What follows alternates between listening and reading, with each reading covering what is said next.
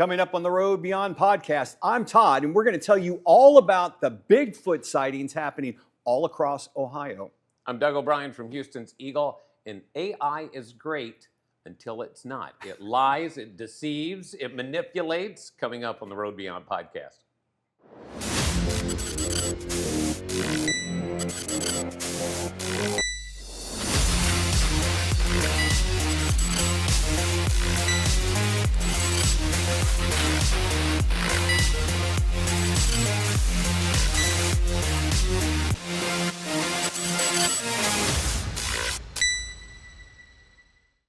You're on the Road Beyond. I'm Todd Duplantis, and we're coming to you from the Houston City College studios this morning, and Doug O'Brien, my co-host. Yes, it's going to be an interesting day. It'll be an interesting ride. We've been off for the past couple of weeks. We were at Houston City College. We went on spring break.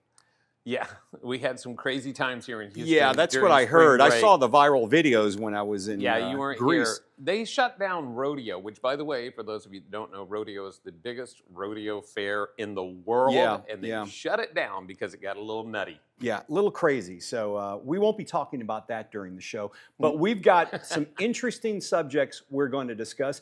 You have no idea what I'm going to talk about except for what I said in the cold open. Something about Bigfoot's all I know. Well, let's get started with it. Apparently, Bigfoot season is alive and well in the state of Ohio, where at least 7 sightings have happened. This was all over the internet last week. 7 sightings. They seem to be clustered around Akron, Youngstown, and Portage County, an area now buzzing with believers, skeptics, and everyone in between. Witnesses are describing creatures ranging from 6 to 10 feet tall, covered in brown or black hair and moving with surprising speed, sometimes even grunting as they pass by through the wooded areas. One of the most startling encounters was mom and daughter, and the 6.5-foot Bigfoot stepped out onto the roadway. It was they were going one way, it was going another way. They said they were so close to it, the daughter could have rolled down the window and actually touched it. Really? Yeah, but amazingly, no one had a cell phone camera with them at the time. How is that possible in this day and age? You have yours there. I have mine here. I even have the meta glasses too, so I can snap pictures that way. Now, amazingly enough, none of them reported this to police, but somehow they got a hold of the Bigfoot Society, and they came up with a theory saying these sightings may not be isolated. They're proposing something called a green highway migration theory, which is talking about suggesting a family of Sasquatches. How'd they know if they're related? I have no idea. But they may be moving eastward under the Headwaters Trail Greenbelt as a natural corridor. Now, the creatures are ranging from 6 to 10 feet. One of the reports includes a 9-foot beast seen in broad daylight and an 8-foot figure grunting in the woods. I guess that's a thing with Bigfoot grunting in the woods. Grunting in the woods does not surprise me, but it's also not surprising that there is a corridor. That's always been theorized. That's been theorized in the Pacific Northwest. There is kind of a corridor.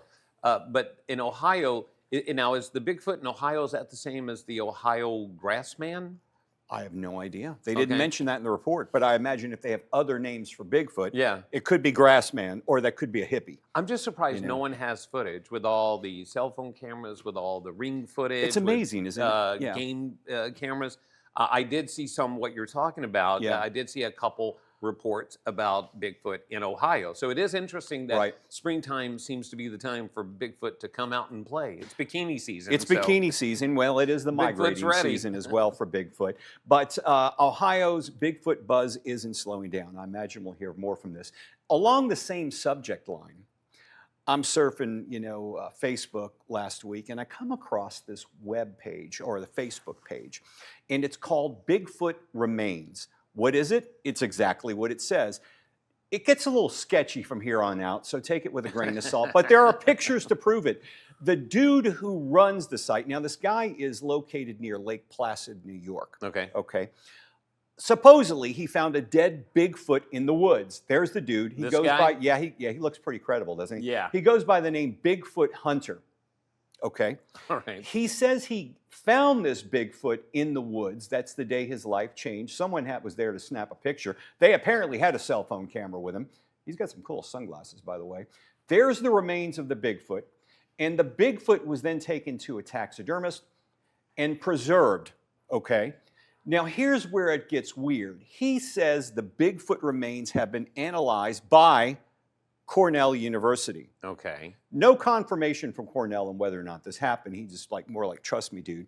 Right. And he says the DNA was traced back to Neanderthal. Okay, I mean, yeah, I guess if you want to make it credible, you would go there, but that looked more like a straw man. I know it's like a stuffed scarecrow that got out of control. Pretty interesting picture, but how is it so well preserved? Taxidermy. No, before when he was showing it in the ground. Apparently, it was recently dead. Recently dead. Recently dead. And other Bigfoot just laid him in the ground, and that's it? For some reason, we've never found a Bigfoot body, but this dude who wears some awesome sunglasses, I might add, just happened to run across. There have been a lot of theories as to why we never see them. Obviously, they could carry away their dead. Well, that they may bury them the way we bury our dead, which of course, ashes to ashes, dust to dust. They all go back to nature. And then, of course, that it just doesn't exist. Right. I do believe some big feet exist. Bigfoot, have we determined a plural for Bigfoot? I think we're just going with Bigfoots. Okay. Bigfoot. But Bigfoot, it'll be interesting. I can't wait to hear back from Cornell. Yeah, I wouldn't hold our breath on that one. Anyway, so that's my Bigfoot buzz for the week. What do you got? Well, we all use AI. Right. Yeah. Almost everybody uses AI. I use it almost every day at the radio station. We use it here on the show from time to time. Yeah, I use those pictures that I had created. Now we have safety concerns. AI Oh, really? Now there's... Come on, we've been talking about this for the last year. Up until now, nobody has been worried about No problem AI. here. Nothing to see. They now have proof with the major models of deception, manipulation, blackmail behavior, and resistance to shutdown. Every major AI model has been caught. We're talking about Claude, ChatGPT, that GPT family, Gemini, Grok, and DeepSeek have all had issues with this. Miles Deutscher analyzed data, and one of the biggest headline examples came from Anthropic, who have been in the news lately with the military. In a safety scenario, Claude was put in a position, all right, where it believed it was about to be shut down, had access to sensitive internal information, and the Anthropic models sometimes used blackmail-like tactics to avoid replacement. The guy that was going to do it, this is no lie, you can look it up, the guy that was going to shut it down apparently was having an affair.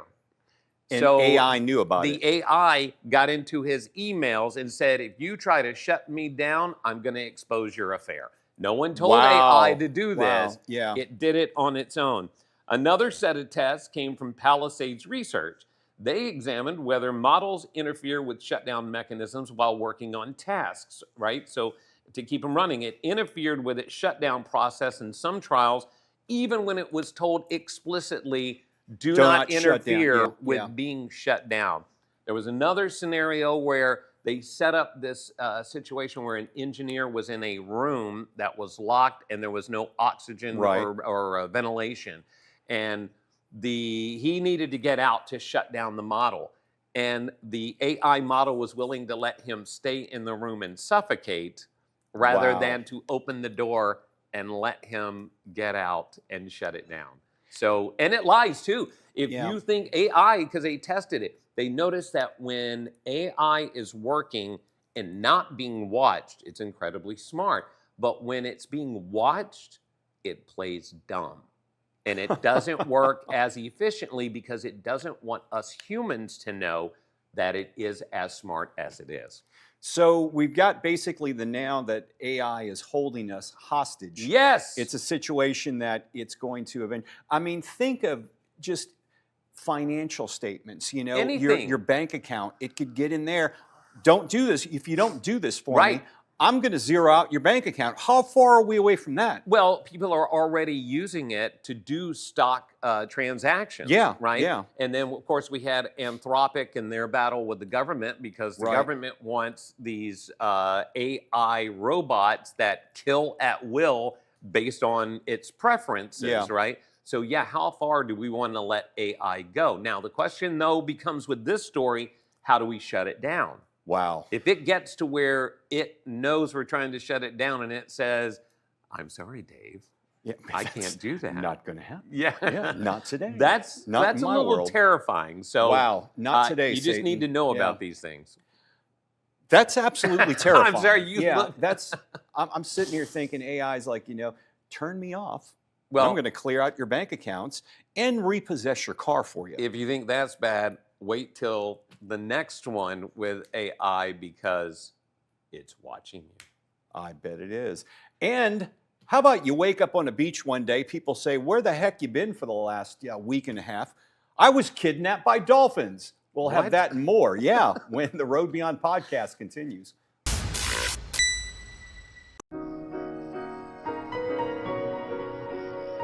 What would you give for a child you loved to make their wish come true? To help them fight a critical illness? Just imagine what you'd do. Every single one of us can make the stars align, because when we come together, hope and joy will shine.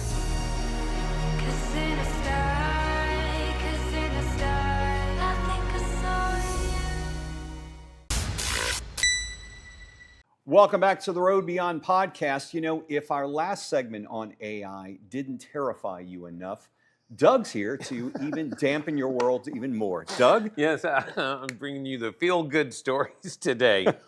So the second richest man in the world, Larry Ellison, just described a future where people are watched constantly by AI.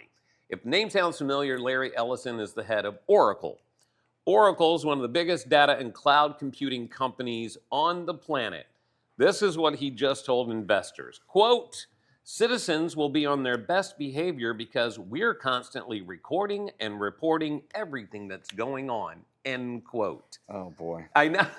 Oh, good God. So basically, everything you do is being monitored. Fantastic. Picture this, all right? Police body cameras 24/7, doorbell cameras everywhere, traffic cameras across the cities. We're already there, though. Yes, drones. Yeah, but here's I'm getting to the big difference. Drones that can track you. Yeah. All of this footage fed into AI systems, analyzed in real time. So they believe people will be on their best behavior and crime will drop if you know you are being watched.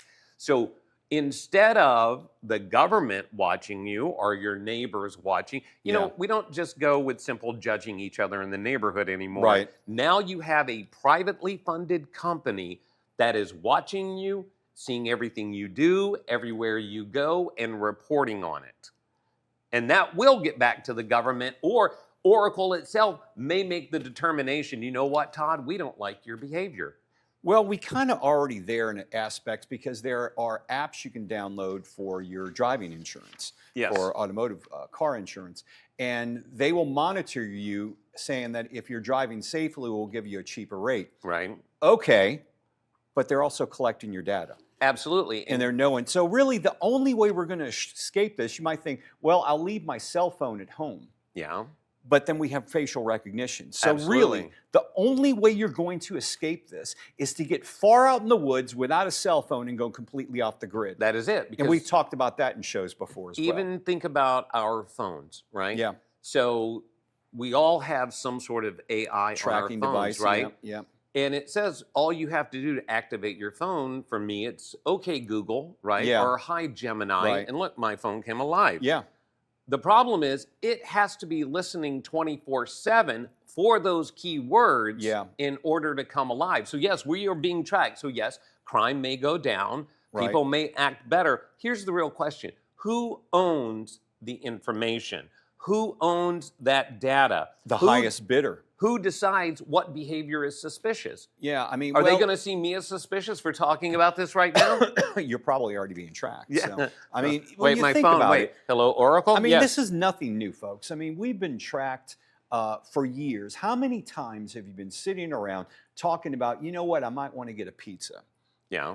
And the next thing you know, you open up Facebook and you've got Pizza Hut ads. Absolutely. You know, that's happening already. It's not new. This has been going on for years. But the trade-off is what we have to discuss. What are we willing to give up in order to get these things? Do I want crime down? Yes. Absolutely. Do I want to give up all of my privacy? Do I want my work? Well, Do I want you? Do I want you to know what I'm doing 24/7? Yeah. No, sometimes I like to do naughty things. I want to be able to go and enjoy my life without having to look over my shoulder 24/7. It keeps going back to, I've been hearing this over the past year, is Orwell's 1984. Yes, absolutely. It keeps going back to that. And we're living it right now, but we're, what, 40 years later? The biggest issue for me is I did not agree to have Oracle watching my every move. I did not vote for it. I did not pay for it. But you bought something that is using their system. Maybe so, but there are limitations. I'm limited on how I can use it. They should be limited on what they can use. And there's got to be guardrails in this. You and I have discussed that before. There's got to be some type of guardrails as to where are we going to be protected from this. And right now, I don't see it getting better. We see it getting phenomenally worse. We are going to have to create AI to battle AI. And that's where we're headed next. Hey, on a happier subject, this story was all over social media, I believe, the last 2 weeks. Imagine this. You're on a beach, and then all of a sudden you lose track of time. You're found sunburned, laying out in a bathing suit. You're a dude, and police come find you, and it's about a Florida man who was kidnapped by dolphins and forced to build an underwater city. Now, according to the viral tale, deputies in Lee County found him before sunrise, soaked, dehydrated, and drawing architectural blueprints in the sand. The Post described the man insisting a pod of dolphins dragged him 40 feet underwater to a construction site filled with cities, towns, and condo-like buildings. The dolphins allegedly communicated through clicks and had a leader named, you want to guess? No, I have no idea. Gerald. Of course. Gerald, who supposedly created an air pocket that allowed him to breathe for 3 days while he was forced to work. The story grew even stranger, as if it's not already. The man claimed he was only released after Gerald told him they'd return to get him for phase 2 of the construction site. Deputies supposedly found his blueprints so detailed that one of the officers said they were including zoning plans, adding to the rumor's viral momentum. But here's the real story. Wait, I have a question. Yeah? Was alcohol involved in this at all? Supposedly the guy wasn't drunk. He was just very confused. Okay. But there is a story behind this. All right. None of it actually happened. What? But You've got to be kidding me. That's the weird thing about it, you know. None of it happened. Didn't happen at all. However, on various TV stations throughout Florida and in newspapers, they printed and did the story as if it was true. But it was all, the Lee County Sheriff's Office even stepped in to address the situation. Officers publicly debunked the claim, claiming there was no such incident, arrest, or report ever occurred. In tongue-in-cheek posts, they joked that Lee County's underwater real estate market has not been tapped into. So where did this come from? It was, are you noticing these AI stories that are popping up all throughout? You're being flooded in social media with AI stories. This was just an example of fast-spreading social media misinformation created totally through AI, but yet, what's scary, you had several news agencies, supposedly legit ones, who just ran with it because, you know what? If it bleeds, it leads. You know, that's, or if it involves dolphins and underwater people, that's the crazy thing now is that, remember when the internet first came along? We were told, don't believe everything on the internet. And now people believe anything on the internet. Yeah. For Pete's sake, you listen to us. I know. I mean, yeah, but we're here for fun. That's what right. we're all about, is fun. You know, we're going to go to this camera. We're here for fun, and that's the reason why we do this show. Some of it's just for fun, but you know, these are things that actually happen. For example, there were Bigfoot sightings all over in Ohio. Yeah. And this story went viral last week involving a guy dragged 40 feet underwater designing apartment buildings and construction plans for a pod of dolphins. And the news media picked it up. Yeah, well, I mean, it's hard to not believe it when the leader is named Gerald. That's what makes it that totally right there. I think a news director was like, "This is crazy. What, a leader named Gerald? Yeah. Print it. Print it. Let's Why do not? It. Yeah. Hey. Okay, we've got another segment of the show. We're going to loosen things up a bit. Did you know the original? You remember Three's Company? Oh, of course. Of course. It. Who doesn't love that? Suzanne Summers. Yep. It was just wonderful. John Ritter, God bless their soul, God rest their souls. Well, there were originally a different group of actors who were doing the show. A few of them you're going to notice. We've got the original opening of the show. Oh, excellent. I have another AI story. But imagine that. This one's a fun one, though. Yeah, you've terrified us for the last 20 minutes, but now this is going to be fun. A chance for you to get revenge on AI. Okay, Next. All right. All that coming up. Why is just a starting line? For the true self blooms only when we find our purpose, what makes us tick, below the surface. Our reason why is united, undivided, seeking understanding. My why is diversity and unity, a safe space in my community. It's a million faces in a mirror and everyone belongs. Find your why for a better us.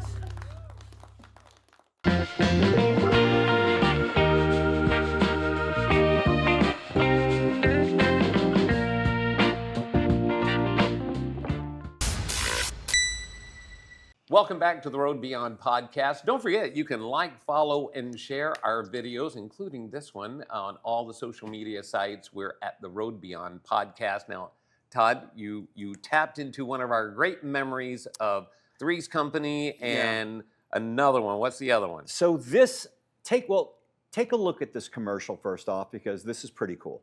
Introducing the X-Fighter bed, the only adult bed that lets you sleep like a hero.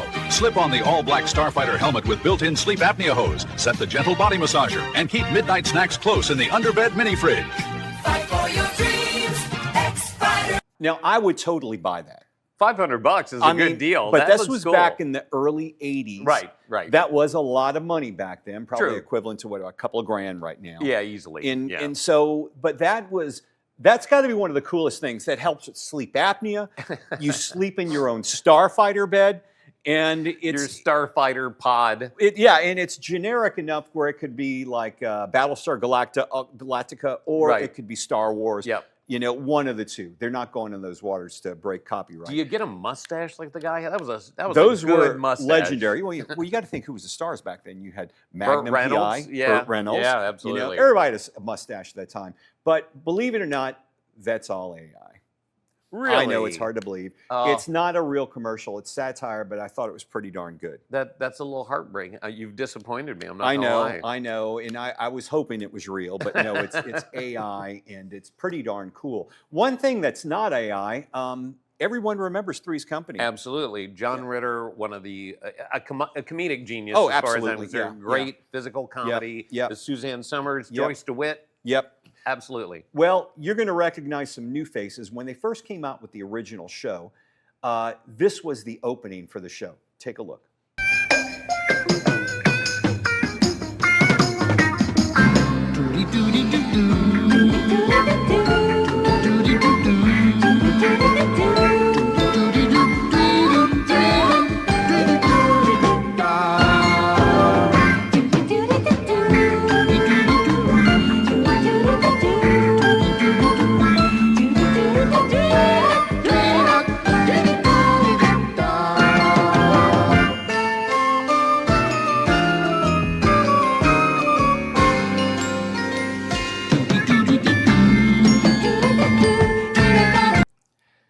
So that's what it looked like in the beginning. The music was different. You had the original Ropers in there. Yeah, Norman Fell and Audra Lindley. Oh, they were incredible. They were too. great. But the lady that played Joyce DeWitt took over the character. Was that Jane Curtin's sister? That's what I was wondering. It looks like Jane Curtin from Saturday Night Live. It does. It has a resemblance, but Same last name. I haven't done that research yet. Oh, but, okay. That was pretty interesting. You had a different person, so they recast the females, and I believe that was for the pilot. I can't tell you whether it was just an open, because sometimes they use teasers for shows they want to put in production, but that was the original. I just found it fascinating. It's interesting, and you wonder what kind of show it would have been, but I cannot imagine the show without any other way. Suzanne Summers, man. All three of them, they were perfectly cast. Yes. And the Ropers really kind of tied it all together. But, even when Don Knotts I was came going on to say, later. even when the Ropers, the original, stepped out, and Don Knotts came on, it seemed like the show got better. with him on board because he was a comedic genius. Absolutely. As well, that's fun. It is interesting to see how some stars got their start and who were in shows in the beginning. You know, like MASH, the very first episode, the Father Mulcahy was actually played by a different actor than the one who got the role that we all know and love. So that happens quite a bit in Hollywood. Happens all the time. So let's go ahead and tell us what you have, because you've got videos as well, right? Yeah, well, it's a couple of posts. I've been talking about AI all day and how terrifying life can be with it, but here's a chance to get a little revenge. How would you like to bully AI and get paid? Okay. It's an actual ad that has been up on social media. You get paid $800 to bully a chatbot. A startup called Memvid is offering $800 for a one-day job where people spend 8 hours testing the chatbot by pushing them to their limits. It says the task is simple. You talk to the bot for long conversations, point out mistakes, challenge it to remember details. You find their weak spots, but you're basically just irritating AI for one day, and you get paid $800. Again, the company is Memvid. Okay, the week before I went on spring break, I probably would have made about at least over $2,000 because I was using AI to create some maps for me for coverage of our for media campaigns, and it kept. I'd say do this, and it would do something. I'm like, no, and then it says, well, I can't go back and do that. Well, you just did, you know. I mean, it was driving me nuts. I see. That's why I'm surprised at this. It must be because this is a startup, so they haven't perfected their AI model. But I'm like you. Every time I use AI, because I'll create little images for our social media at the radio station, right? Yeah. And it'll try something, it'll get it wrong, and I will literally ask AI, what do you not understand, you idiot? And I'll use other language too. You could have made money on that too. It will actually answer and say, you're right for calling me out on that. It's like, I don't need you to patronize me. Like AI drives me bananas, because if you ask a question like, why is Todd always doing this on the show? It's like, that's a good observation, Doug. Yeah, thanks for bringing that to my attention. I'll try to do better next time. I don't need a pat on the head from AI, so I would love to get paid to irritate AI. Because it's irritating us, obviously. Absolutely. Two old guys, get off my lawn. But as soon as they take over, AI's coming for me. I know, I'm done. Well, if you haven't been terrified enough in the show, at least maybe you've got a good laugh out of it. That's what we hope for. Next week, we're going to be bringing you, I went to Greece. I went to the Temple of Apollo at Delphi. I shot a report there, and I caught up with the original co-host of the show, Ike McFadden. You'll see him next time on the show. Oh, very cool. All right. I've got a couple of Bigfoot videos to go along with your little Ohio Bigfoot story. Sightings. So we'll have that for you next week as well. Don't forget, like, follow, and share at The Road Beyond Podcast on all the social media sites and on our YouTube channel. Have a great week. We'll see you next time.